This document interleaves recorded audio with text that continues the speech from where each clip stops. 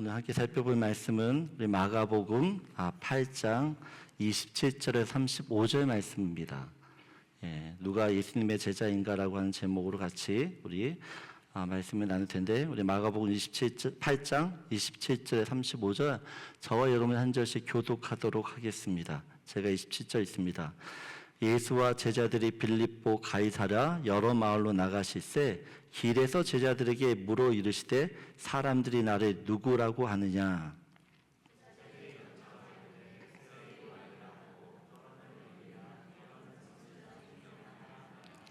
또 물으시되 너희는 나를 누구라 하느냐? 베드로가 대답하여 이르되 주는 그리스도이다 하매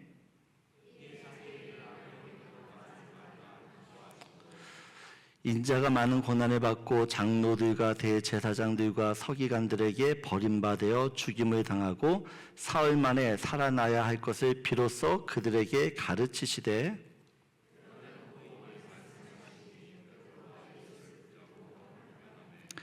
예수께서 돌이키사 제자들을 보시며 베드로를 끄주저 이르시되 사탄아 내 뒤로 물러가라. 네가 하나님의 일을 생각하지 아니하고 도리어 사람의 일을 생각하는도다 하시고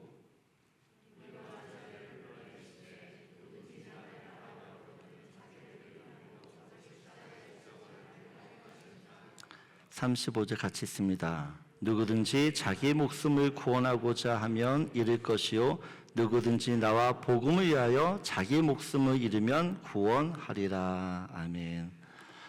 신성종 목사님이 쓴 헤아려 본 기독교라고 하는 책이 있는데 그 서문에 세 가지 질문이 나와요. 세 가지 질문. 첫 번째 질문은 이거죠. 오늘날의 기독교의 관행이 성경에 나타난 예수와 관계가 있는가? 아니면 종교적인 그냥 행위에 불과한 것인가? 라는 것이고, 두 번째 질문은 예수님이 지금 이 땅에 오신다 그러면 과연 오늘날의 기독교를 인정할 것인가? 세 번째 질문은 이렇습니다. 예수가 2000년 전과 같은 모습으로 지금 이 시대에 온다면 과연 우리 기독교인들은 예수님을 좋아하고 받아들이고 따를 것인가? 아니면 그분을 이단으로 정죄하고 배척하면서 죽이려고 할 것인가? 제가 이 세 가지 질문이 있는데 생각이 참 복잡해졌어요. 왜냐하면 현대 크리스찬들과 2000년 전에 예수님을 따랐던 그 사람들의 모습, 그 모습이 그다지 다르다라고 생각이 들지 않는 겁니다.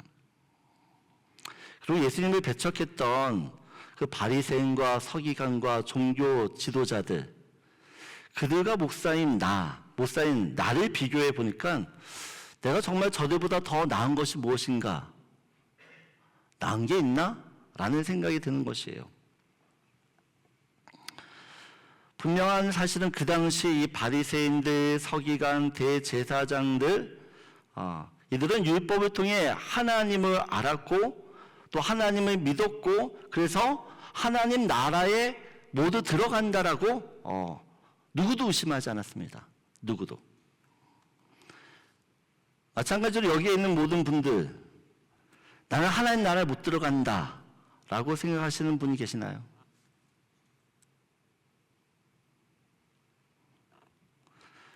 여러분, 적어도 나는 반드시 하나님 나라에 들어간다라고 생각해요. 적어도 나는. 저 사람 모르겠고 나는.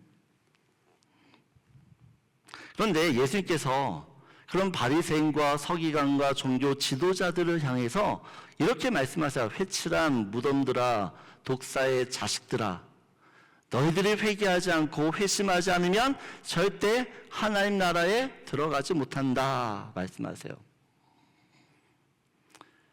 여러분, 그 당시 수많은 사람들이 예수님을 따랐어요. 근데 마지막까지 예수님 옆에 섰던 사람은 아주 극소수에 불과했습니다. 예수님의 제자가 아닌 그냥 예수님을 그냥 추종했던 그런 무리들, 팬들은 어느 순간 예수님을 다 떠나요. 예수님께서 부활 승천하시면서 제자들에게 명령하셨습니다. 우리 마태복음 28장 19절 20절을 보게 되었지만 한번 같이 읽을까요? 그러므로 너희는 가서 모든 민족을 제자로 삼아 아버지와 아들과 성령의 이름으로 세례를 베풀고 내가 너에게 분부한 모든 것을 가르쳐 지키게 하라. 볼자라 내가 세상 끝날까지 너희와 항상 함께 있으리라 하시니라. 오늘 이 예수님의 말씀, 이 예수님 말씀대로라면 제자는 어떤 사람인가 할 때 세례를 받고 또 예수님의 말씀을 가르침 받아서 모두 지킨 사람이 제자예요. 오늘 크리스찬들 세례를 받았습니다. 말씀 공부를 하고 신앙생활을 합니다. 그렇다면 그들은 다 예수님의 제자일까요? 우리가 잘 알다시피 이 초대교회 당시의 이 성도들은요, 예수를 믿어 세례를 받는다? 이건 목숨을 걸어야 되는 일이었습니다. 목숨을 걸어야 됐어요. 예수님의 말씀을 내가 지키려면요, 사회로부터 무시와 따돌림과 어떤 수치와 손해와 박해와 순교까지 각오를 해야 했습니다.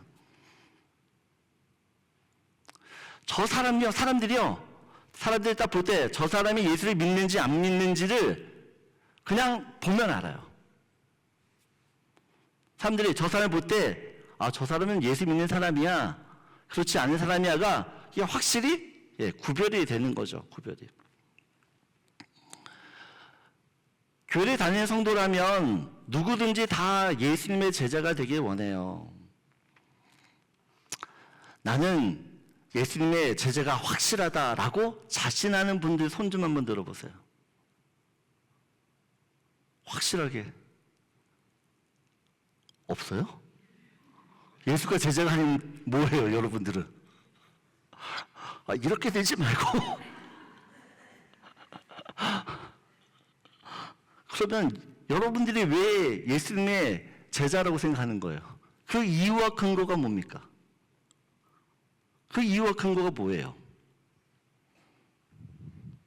교회를 30년 이상 다니면 예수님의 제자가 될까요?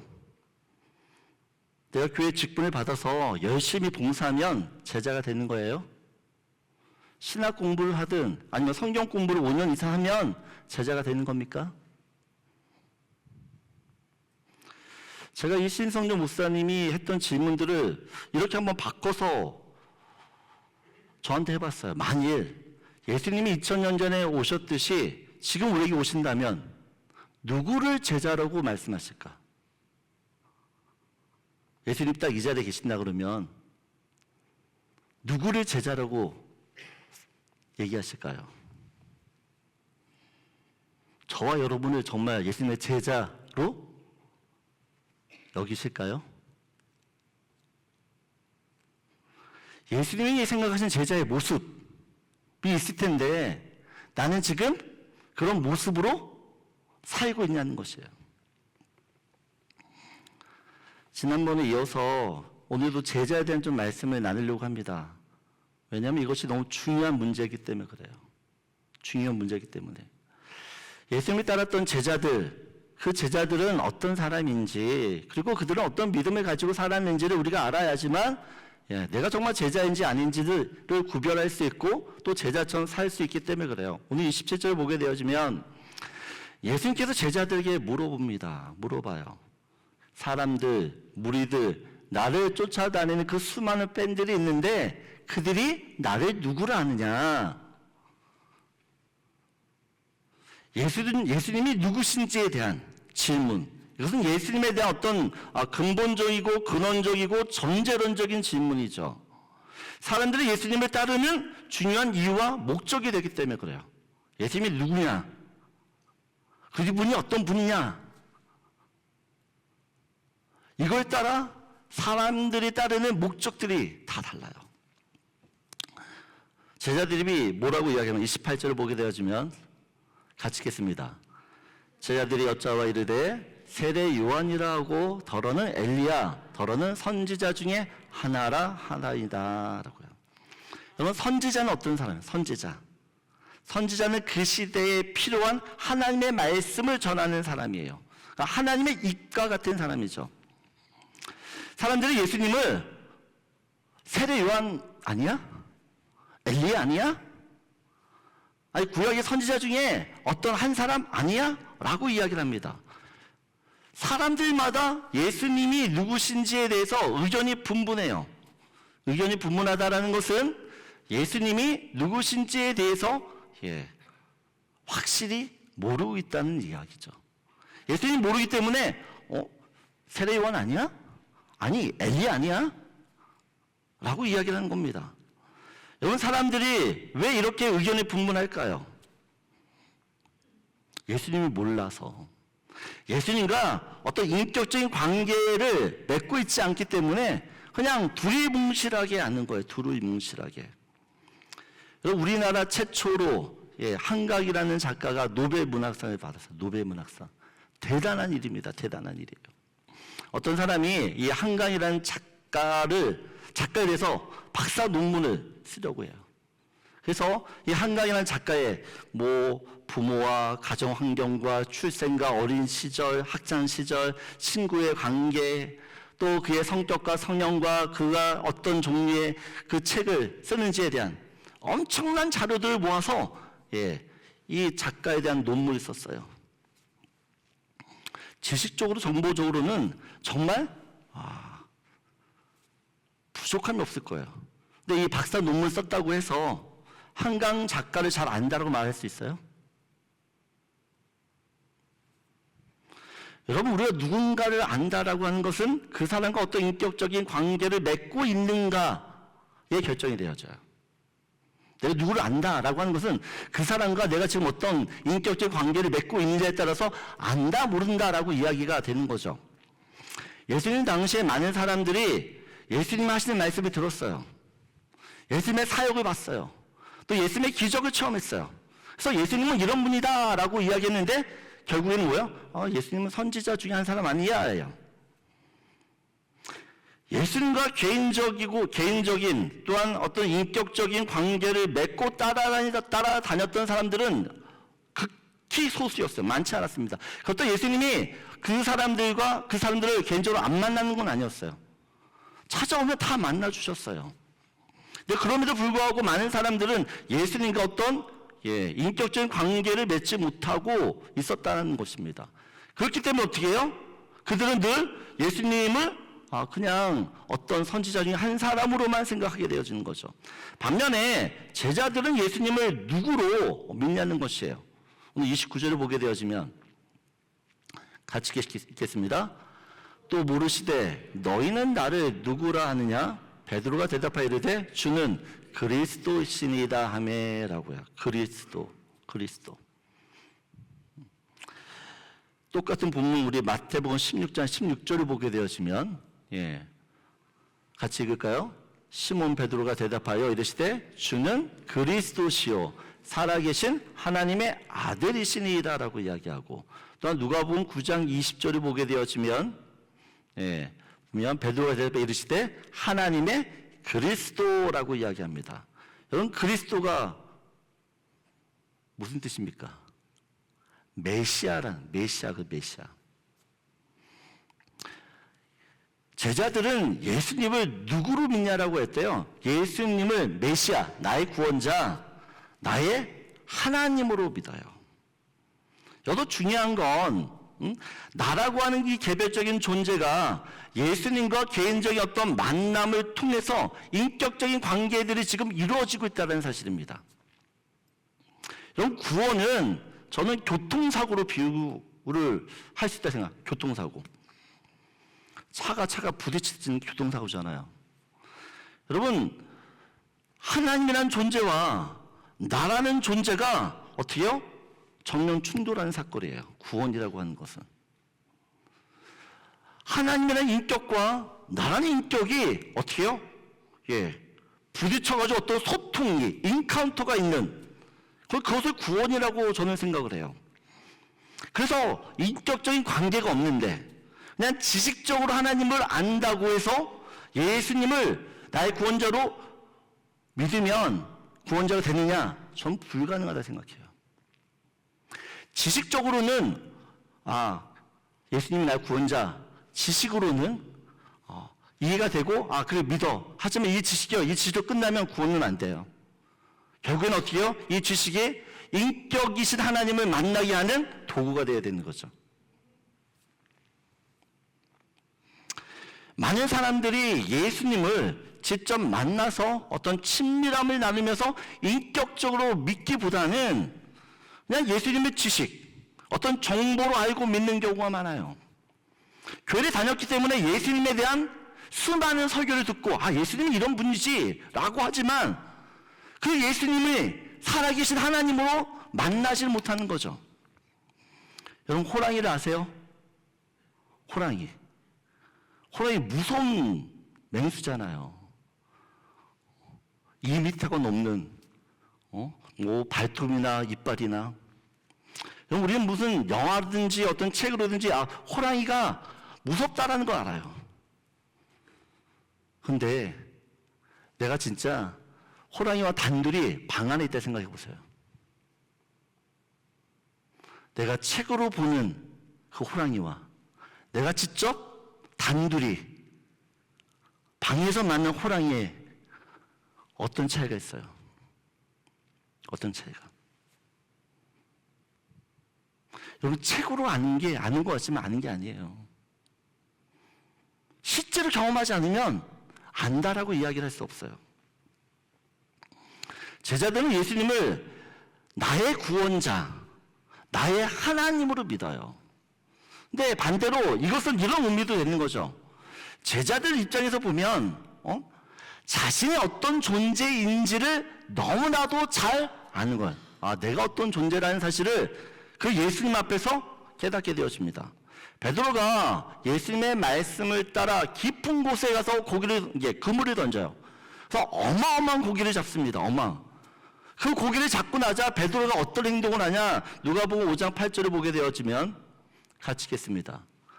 시몬 베드로가 이를 보고 예수의 무릎 아래 엎드려 이르되 주여 나를 떠나소서 나는 죄인이로소이다 하니라고 이야기해요. 베드로가 예수님의 말씀에 의지하여 깊은 곳에 가서 그물을 던졌는데 자기 생각에는 절대 고기가 잡히지 않을 거라고 생각했는데 고기가 잡혔거든요. 그러면서 예수님이 보통 분이 아니시구나, 하나님이시구나 알고요. 그 예수님이 하나님이라는 인식이 들어오자 어떻게 해요? 자기의 모습을 보는 거예요.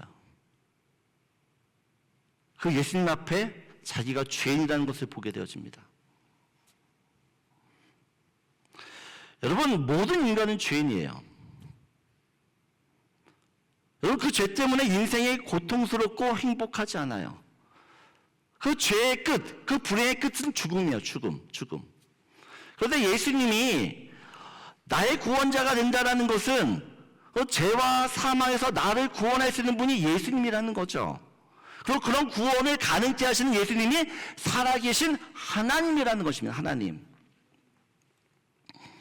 여러분 내가 얼마나 큰 죄인인지, 그 죄 때문에 내가 영원 형벌을 받아야 되는 비참한 인생이라는 것을 아는 사람이라면 예수님을요 나의 구원자로 믿고 그분을 따르는 데 있어서 한치의 주저함이 없어요.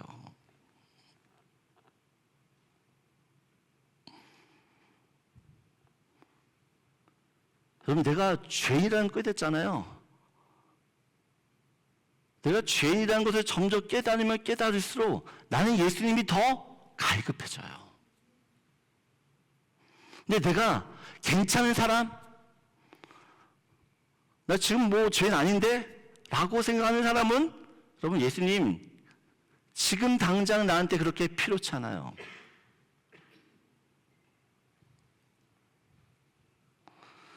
여러분 성경을 보면 예수를 만났던 사람들은 급진적인 삶을 삽니다.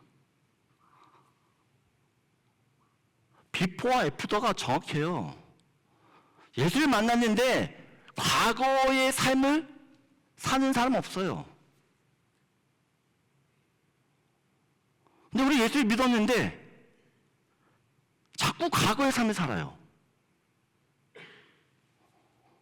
예수를 믿었는지를 다시 한번 확인하셔야 돼요. 예수님께서 천국 하나님 나라를 비유로 말씀하십니다. 천국 비유를 하시는데 천국 마치 밭에 묻힌 보물과 같다라고 이야기해요. 보물과 같다. 어떤 사람이 밭을 경작하는데 이 보물을 발견한 겁니다. 그래서 어떡하죠? 이 밭은 내 밭이 아니니까 이 보물을 차지하려고 그러면 밭을 사야 되거든요. 밭을 사야 되거든요. 그래서 어떻게 해요? 집에 가서 집 팔고 자동차 팔고 주식 팔고 다 파는 거죠. 왜요? 이 땅을 사고 이 보화를 가지려고 그러면 팔아야 되는 거예요. 이때 사람들이 뭐라 그럴까요? 너 미쳤냐? 왜 집 팔어? 지금 부동산 상한가인데 있으면 더 오를 텐데 왜 팔어? 주식 팔어, 차 팔어. 그럼 가족들 어떻게 해요? 뜯어 말리는 거죠. 당신 왜 그러냐? 정신 차려라. 그때 뭐라 그럴 겁니까? 그 사람이 나 안 미쳤어. 나 절대 안 미쳤어. 나 제정신이야. 근데 이제 내 인생 달라졌어 라고 말하는 거죠. 여러분, 안드레는 원래 세례 요한의 제자였어요. 그런데 예수님과 하룻밤을 같이 지내면서 예수님을 따르기 시작합니다.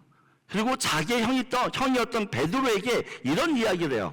요한복음 1장 41절을 보게 되어지면 같이 읽겠습니다. 그가 먼저 자기의 형제 시몬을 찾아 말하되 우리가 메시아를 만났다고. 메시아는 번역하면 그리스도라. 안드레는요, 예수님을 만나자마자 자신의 삶을 가감하게 예수님께 돌려요. 예수님의 한 보물, 그 보물을 발견했기 때문에 이거를 놓치고 싶지 않은 겁니다. 오늘 예수님께서 여러분에게 물으신다 그러면 야, 너는 나를 누구라고 생각해? 뭐라고 대답하시겠어요? 예수님은 그리스도시고 살아계신 하나님입니다. 여러분, 그 고백을 한다고 해서 제자가 되는 게 아니에요. 그 고백이 예수님을 따르는 삶으로 이어질 때 제자예요.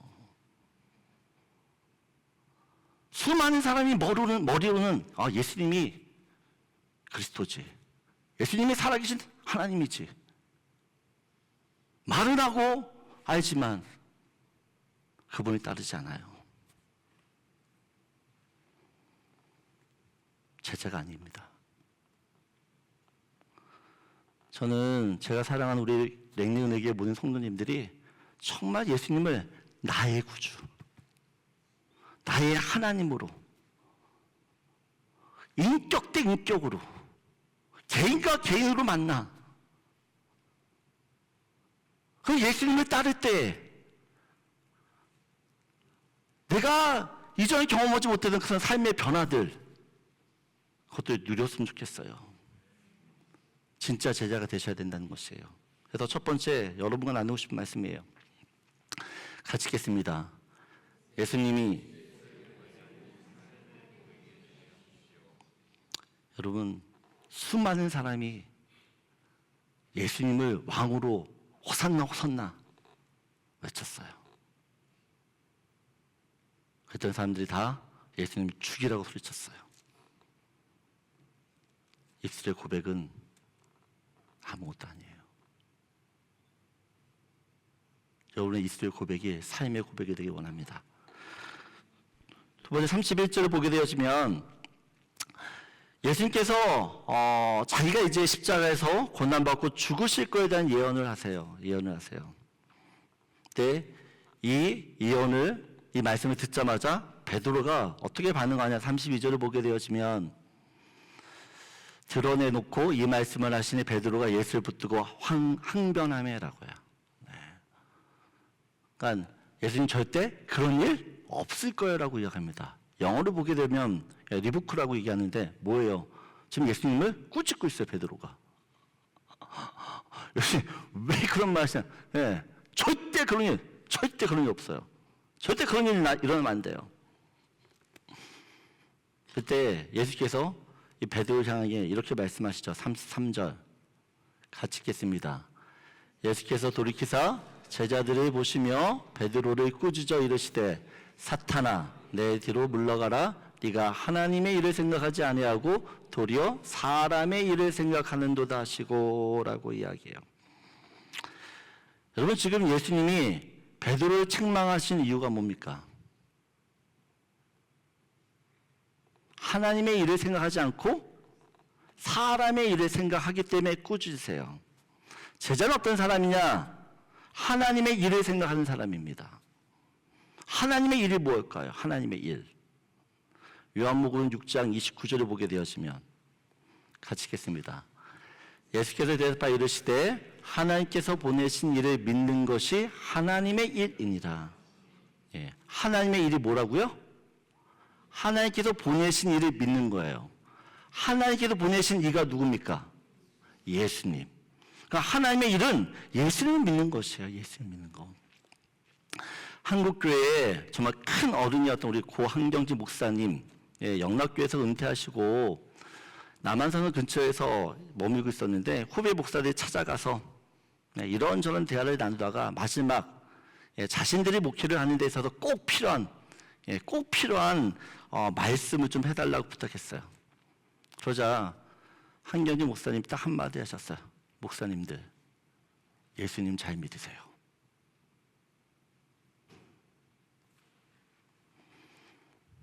여러분, 목사라고 예수를 잘 믿는 게 아니에요.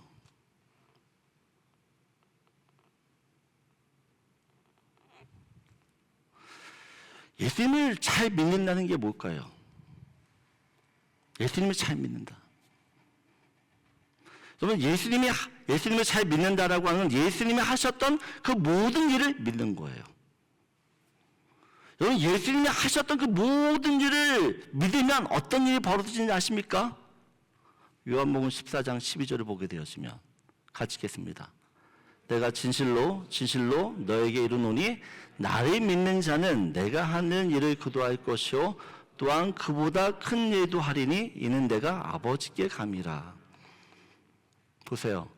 예수님을 믿으면 예수님이 하는 일을 한다라고 이야기해요.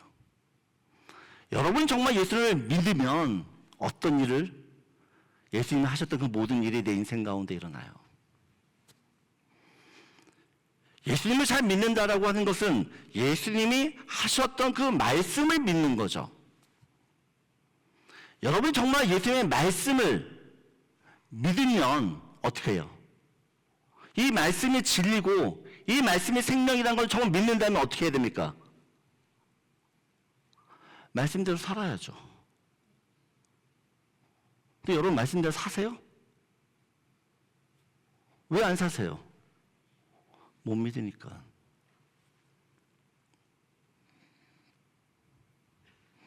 여러분, 우리가 성경을 얼마나 내 식대로 해석하는지 몰라요. 내 식대로 적용해요.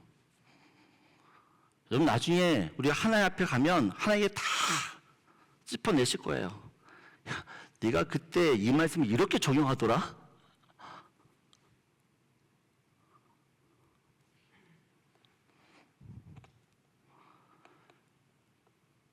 여러분, 말씀을 말씀대로 보세요. 내 상황에 맞게 자꾸만 그것을 합리화하지 마세요. 여러분, 그것뿐이 아니죠. 살다 보면 이해 안 되는 일이 너무 많아요. 나한테 왜 이런 일이 일어났을까? 납득이 안 됩니다. 그럼에도 불구하고 분명히 이 일에는 하나님의 선한 뜻이 있겠지, 모든 상황을 이해하고 받아들이고 그런 일을 행하신 주님을 끝까지 여러분 믿고 신뢰할 수 있는 겁니다.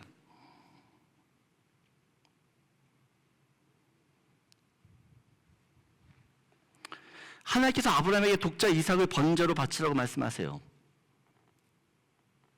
사랑이 하나님인데 25년 만에 100세에 준 아들인데 번제로 바치래요. 요셉이 아무런 잘못을 하지 않았는데 형들에게 팔려 애굽으로 노예로 팔려요.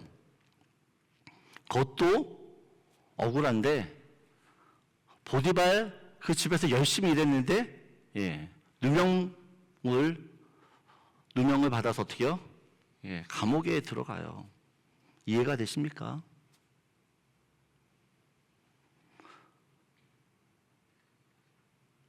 이스라엘 바치는 하나님의 말씀이 이해가 안 돼요. 내가 지금 왜 노예로 팔려 있는지, 내가 왜 감옥에 들어가야 되는지 난 이해할 수 없어요. 근데 그런 일이 벌어져요. 성경은 정말 이해할 수 없는 일들이 많이 일어납니다. 우리 인생도 그래요. 근데 그 모든 일에는 하나님의 뜻이 있죠. 여러분, 예수님의 그 십자가 사건은 베드로 제자들 입장에서는 절대 일어나서는 안 되는 일이에요. 절대 일어나면 안 되는 일이에요. 근데 하나님의 입장에서, 하나님의 관점에서는요, 이 십자가 사건은 반드시 일어나야 되냐, 반드시 일어나야 되는지. 여러분, 아브라함도 그렇고 요셉도 그렇고 말도 안 되는 말씀, 정말 말도 안 되는 이 상황 속에서 하나님을 믿었어요. 그랬을 때 어떻게 해요? 그들을 통해 하나님의 구원과 하나님의 일들이 이루어지는 것을 보게 되어집니다. 여러분, 제자는 어떤 사람이냐? 무슨 일이 있어도 어떤 상황 속에서도 예수님을 믿는 사람인 줄 믿습니다. 예수님이 하실 일을 믿는 거예요. 우리 교회 성도들 중에서 영주권 때문에 고민을 많이 하세요. 많이. 지금 상황, 환경만 보면 영주권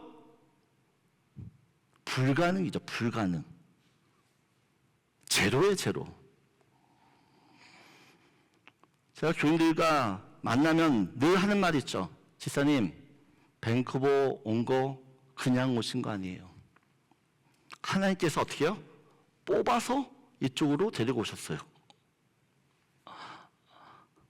여러분, 하나님이 뽑아서 나를 이곳에 데려왔으면 누가 책임져야 되는 거예요? 네? 내가 책임져야 돼요? 네? 하나님 뽑아서 왔는데 내가 책임져? 하나님 뽑아서 데리고 온 사람은 하나님 책임지세요.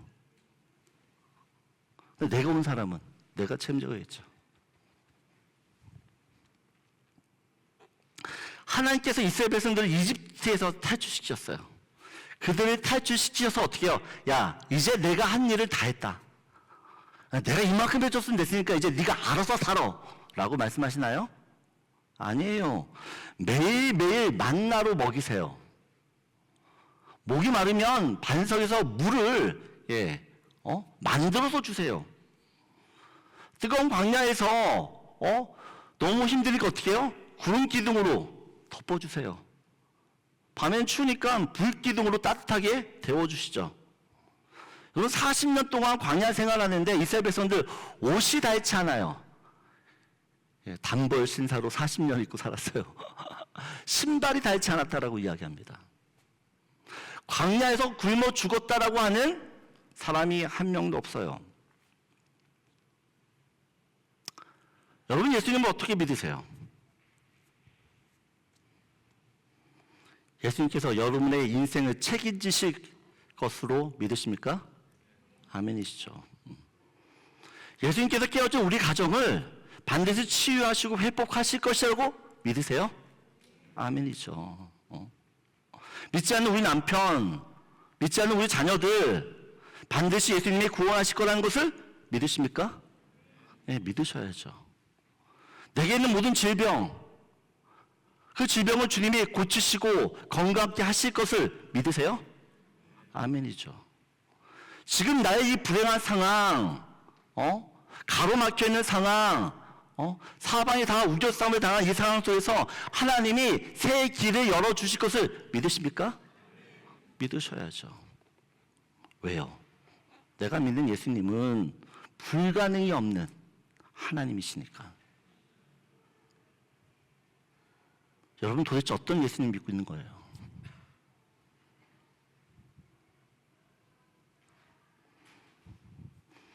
저는 우리 교회 모든 성도님들이 예수님을 믿어서 사람의 일이 아닌 하나님의 일을 하며 사는 주님의 제자 되기를 주님의 이름으로 축복합니다. 그래서 두 번째 말씀이에요. 같이 읽겠습니다. 예수님이 나를 책임지시는 하나님으로 믿으세요. 하나님 여러분을 책임지실 수 있는 분이십니다. 그래서 여러분을 어떻게 주님께 던지셔야 돼요. 마지막으로 34절입니다. 한번 같이 읽겠습니다. 무리와 제자들 불러 이르시되 누구든지 나를 따라오려거든 자기를 부인하고 자기 십자가를 지고 나를 따를 것이니라. 예수님의 제자는 어떤 사람이냐? 자기를 부인하고 자기 십자가를 지는 사람입니다. 그러면 자기를 부인한다는 게 뭡니까? 내 중심성을 부인하는 거예요. 내 중심성. 그러면 죄가 뭔지 아십니까? 내가 중심이 되는 거야. 내가 기준이 되는 것이요. 내가 판단하고 내가 결정하는 거. 여러분, 내가 중심이 되고 내가 어떤 기준이 되는 순간 우리는 다른 사람들과 부딪히고 갈등하고 싸우기 시작합니다. 내가 보기에, 내가 판단하기에, 내가 생각하기에, 내 경험에 의하면 이런 말이 나오는 순간 여러분 죄가 시작되는 거예요.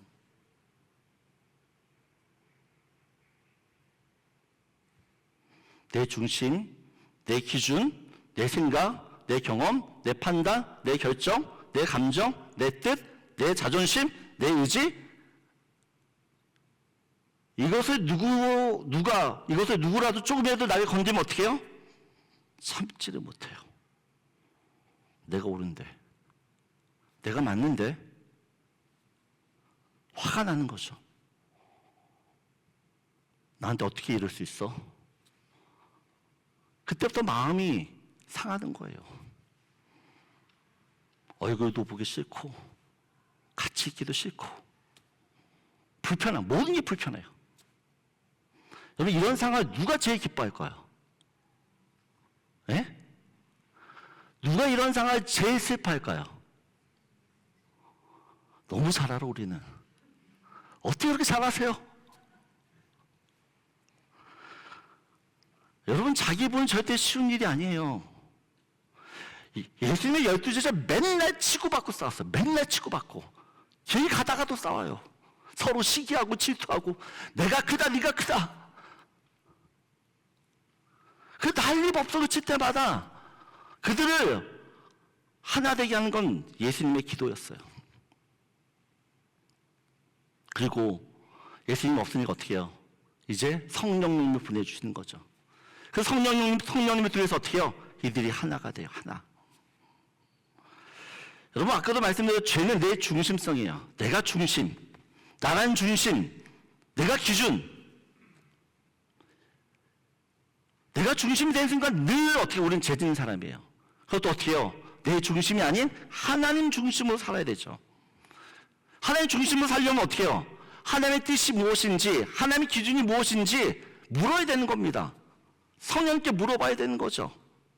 왜냐하면 성령님은 하나님의 마음을 알고 하나님이 무엇을 원하시는지를 너무나 잘 아세요. 그래서 그분께 물어보면 하나님이 그 하나님의 뜻과 마음들을 우리한테 전달해 주세요. 우리 도와주시는 거죠. 근데 많은 사람들이 성령님께 묻지 않아요. 안 물어요. 왜냐하면 성령님한테 물으면 성령님이 나한테 무슨 말 할지 너무나 잘 알아. 너무 잘 알아. 성령님 어떻게 할게요? 어떻게 할까요? 묻는 순간 네가 먼저 사랑해야지. 네가 먼저 용서하는 게 낫지 않겠어? 네가 잘못했다라고 머리 숙이는 게 내가 원하는 건데 네가 손해봐야 되는 게 맞지 않니?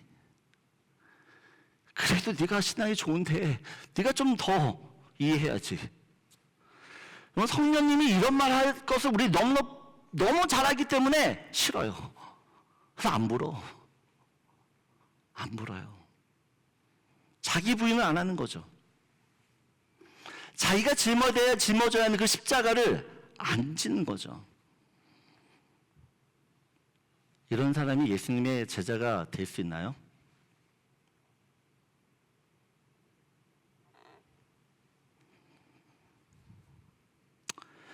여러분, 제자는 그 주님의 뜻에 온전히 순복하고 따르는 사람이에요. 내가 하기 싫어도, 내가 마음에 안 들어도, 내가 정말 속상하고 열받고 자존심 상해도 주님 때문에 하는 거죠. 주님. 왜요? 주님도 어때요? 우리 때문에 자기 부인하셨잖아요. 나 때문에 하나님이라고 하는 그 주의를 버리고 이 세상에 왔고, 나 때문에 죄 없는 그 주님이 십자가에서 고난 당하시고 죽으셨잖아요.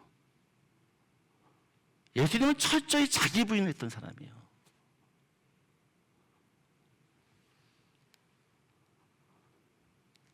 주님이 우리를 그렇게 사셨기 때문에 우리도 어떻게 해요? 자기 부인을 해야 되는 거죠.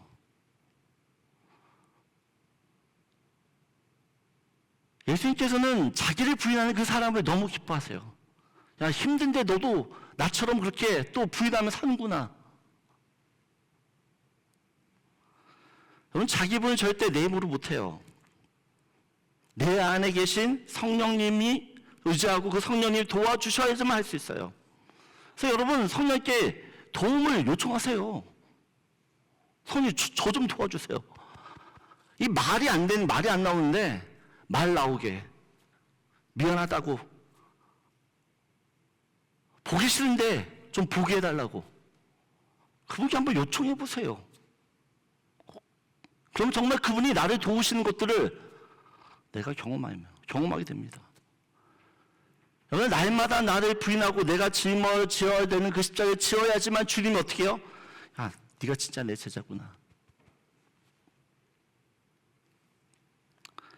여러분, 예수님의 제자가 된다라고 하는 건 진짜 쉬운 일이 아니에요. 그냥 되는 일이 아닙니다. 어려운 일이지만 이것만큼 가치 있고 이것만큼 위대하고 이것만큼 의미 있는 일도 없어요.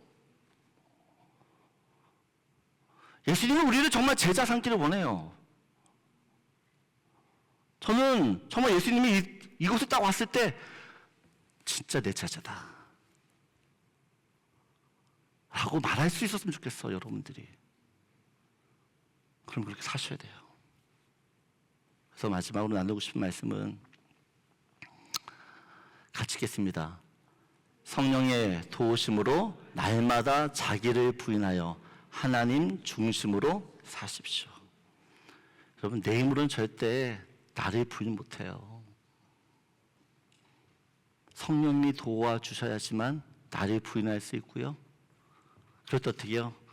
주님이 내 중심에 서서 주님이 원하시는 그 제자의 삶을 살아갈 수가 있는 것입니다. 이번 한 주간 제자로서의 삶을 다 살 수 있는 저와 여러분들에게 원합니다. 다 일어나셔서 우리 마지막 찬양하고 축도함으로 마칩니다.